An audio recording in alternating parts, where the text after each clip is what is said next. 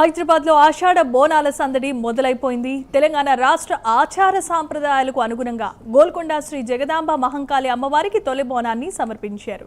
రాష్ట్ర ప్రభుత్వం తరపున మంత్రులైన పొన్నం ప్రభాకర్, కొండా సురేఖ పట్టు వస్త్రాలు సమర్పించారు. ఈ వేడుక లంగర్ హౌస్ చౌరస్తా వద్ద ఘనంగా జరిగింది. ఆలయ కమిటీ చైర్మన్ ఆకుల చంద్రశేఖర్ తో పాటు పలువురు ముఖ్య నేతలు ఈ బోనాల ప్రారంభోత్సవంలో పాలుపంచుకున్నారు.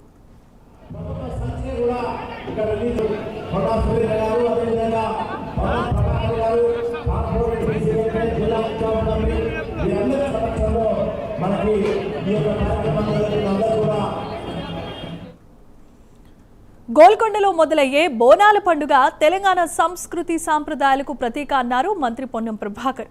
అమ్మవారికి భక్తులు సమర్పించే బోనం కేవలం నైవేద్యం మాత్రమే కాదు, అది మన భక్తికి, విశ్వాసానికి, కృతజ్ఞతకు నిదర్శనమని అన్నారు.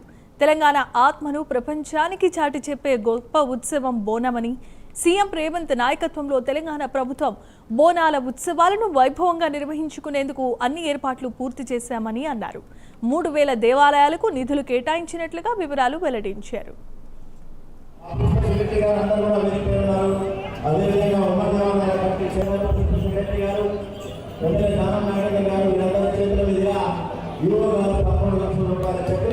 అందుకుంటున్నారు.